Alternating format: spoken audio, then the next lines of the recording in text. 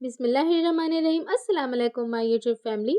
आज मैं आप सबके साथ शब बारात स्पेशल सूजी की कतली की रेसिपी शेयर करने जा रही हूँ। ज़्यादातर लोगों की ये परेशानी होती है कि उनकी जो सूजी की कतली है वो हार्ड हो जाती है, बिल्कुल पत्थर की तरह।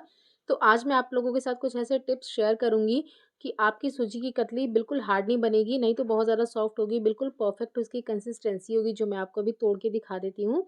और ये टेस्ट भी बहुत ज़्यादा इसका अच्छा होने वाला है, बहुत ही टेस्टी बनता है। तो चलिए फटाफट से वीडियो स्टार्ट करते हैं। वीडियो अच्छी लगे तो लाइक और शेयर करना ना भूलें।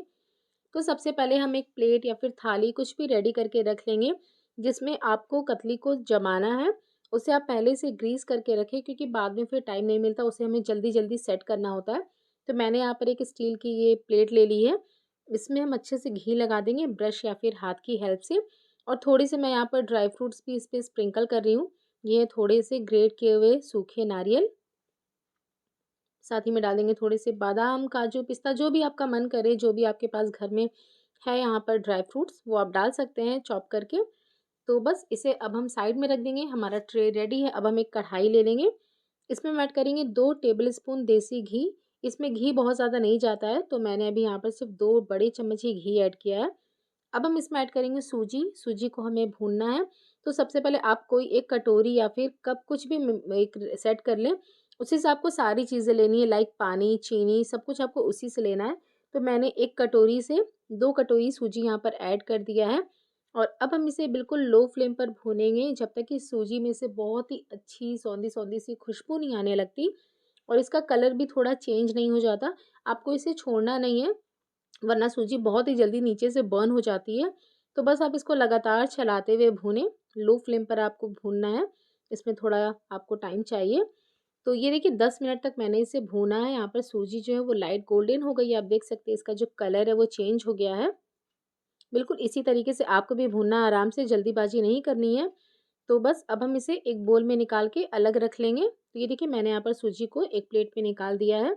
इसे हम साइड में रखेंगे और अब हम बना लेंगे चाशनी। चाशनी के लिए उसी कप से या फिर उसी कटोरी से आपको 2 कटोरी चीनी भी ले लेनी है। मतलब जितना आपने सूजी लिया था उतना ही आपको चीनी भी लेना है। तो सबसे पहले कढ़ाई में हम डाल देंगे यहाँ पर 2 कटोरी चीनी ऐड कर देंगे। इसके बाद हमें इसमें डालना है पानी। तो पानी मैं इसमें डाल रही हूँ यहाँ पर 1 कटोरी। जितनी हमने चीनी ली है उसका आपको आधा पानी ऐड करना है। ज़्यादा पानी ऐड कर देंगे तो आपको उसको पकाने में भी ज़्यादा टाइम लग जाएगा। तो अब हम इसे मीडियम फ्लेम पर पकाएँगे। चाशनी को हमें मीडियम फ्लेम पर कुक करना है 5 मिनट के लिए। और इसकी कोई तार वाली चाशनी आपको नहीं बनानी है। चाशनी चेक करने का यही तरीका है कि आप स्पून को इस तरह से ऊपर लें और देख सकते हैं इसमें से किस तरह से ड्रॉप्स रुक-रुक के गिर रही है। बिल्कुल यही कंसिस्टेंसी आपको चेक करना है, तार नहीं बनाना है हमें यहाँ पर चाशनी का, वरना आपका जो हलवा है, जो कतली है, वो हार्ड बनेगा। बस चम्मच आप जब ऊपर करेंगे तो उसमें से ड्रॉप्स जो है, चाशनी की जो बूँदें हैं, वो रुक-रुक के गिर रही हैं, आपको यही चेक करना है। और अब हम इसमें ऐड करेंगे 1 कप नारियल का बुरादा।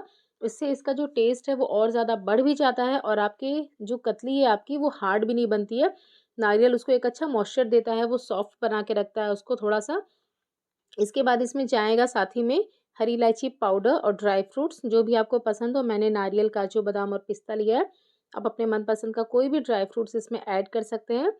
अब हम गैस का फ्लेम लो पे रखेंगे, लो टू मीडियम के बीच आपको रखना है। और यहाँ पर लास्ट में मैं इसमें 1 टेबलस्पून घी और ऐड कर रही हूँ ऊपर से। और अब हमें इसे तब तक पकाना है जब तक कि ये पैन का जो बॉटम है कढ़ाई का, ये छोड़ने नहीं लगता, तब तक आपको इसे पकाना है। तो आपको इसे लगातार चलाते हुए पकाना है, छोड़ना नहीं है। तो ये देखिए मैंने इसे पकाया है 3 मिनट के लिए और अब ये देखिए कढ़ाई का जो बॉटम है ये छोड़ने लगा है। ये देखिए, देख सकते हैं आप, चम्मच में इस तरह से घुमा रही हूँ। ये बिल्कुल ईज़िली उसमें स्टिक नहीं हो रहा है, छोड़ दे रहा है। तो अब हम इसे तुरंत ट्रांसफ़र करेंगे उसी प्लेट पर जिसे हमने पहले से ग्रीस करके रखा हुआ था।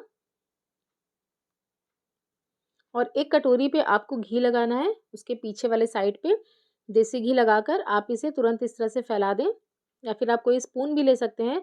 बस आपको उस पे घी अच्छे से अप्लाई कर लेना है, क्योंकि ये बहुत ही जल्दी चिपक जाता है उसमें। तो आपको घी लगाकर इसे अच्छे से लेवल आउट कर देना है। ऊपर से भी थोड़े से हम ड्राई फ्रूट्स डाल देंगे, जो भी आपको पसंद हो। और फिर से हम इसे ड्राई फ्रूट्स डालने के बाद थोड़ा-थोड़ा प्रेस कर देंगे, जिससे कि ड्राई फ्रूट्स जो हैं वो इसमें अच्छे से चिपक जाएँ, काटते टाइम वो निकले ना।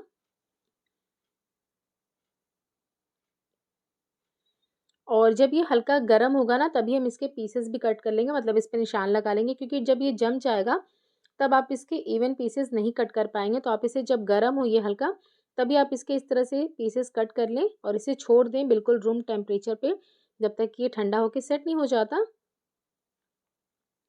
तो आप जैसे चाहे वैसे शेप में कट कर सकते हैं। मैं यहाँ पर इसे बर्फ़ी के शेप में कट कर रही हूँ और इसे इस तरह से कट करने के बाद हम इसे ऐसे ही छोड़ देंगे रूम टेम्परेचर पे। ये आधे घंटे के अंदर ही बहुत ही जल्दी सेट हो जाता है। और इसे थोड़ा प्रेजेंटेबल बनाने के लिए मैं यहाँ पर इस पर लगा रही हूँ सिल्वर वर्क, जो कि बिल्कुल ऑप्शनल है। आप चाहें तो लगा सकते हैं या फिर नहीं भी लगाएँगे तो कोई ज़रूरी नहीं है। बस मैं इसे थोड़ा प्रेजेंटेबल बनाने के लिए इस पे सिल्वर वर्क लगा रही हूँ और इसे हम आधे घंटे के लिए छोड़ देंगे। इसके बाद हम मिलते हैं आधे घंटे बाद। तो यहाँ पर ये देखिए आधा घंटा हो गया है। अब हम इसके पीसेस निकाल लेते हैं। ये देखिए कितने परफेक्टली यहाँ पर जो हमारी बर्फ़ी है, जो कतली है, वो सेट हो गई है। और आप इसकी थिकनेस भी देख सकते हैं, ये बहुत ज़्यादा नहीं तो पतली है, नहीं तो बहुत ज़्यादा मोटी है। इसकी जो थिकनेस है वो भी बिल्कुल परफेक्ट है। तो एक-एक करके हम सारे पीसेस निकाल लेंगे। ये देखिए कितना परफेक्ट हमारा कतली सेट हुआ है। और मैं आपको तोड़ के भी दिखा देती हूँ। ये देखिए बिल्कुल ईज़िली ये टूट रहा है। बिल्कुल भी हार्ड नहीं है, नहीं तो बहुत ज़्यादा सॉफ्ट तो है। तो आप आप भी इसे ट्राई करें और अपने फीडबैक मेरे साथ शेयर करना बिल्कुल भी ना भूलें। मिलते हैं एक और नई रेसिपी के साथ, तब तक के लिए अल्लाह हाफ़िज़।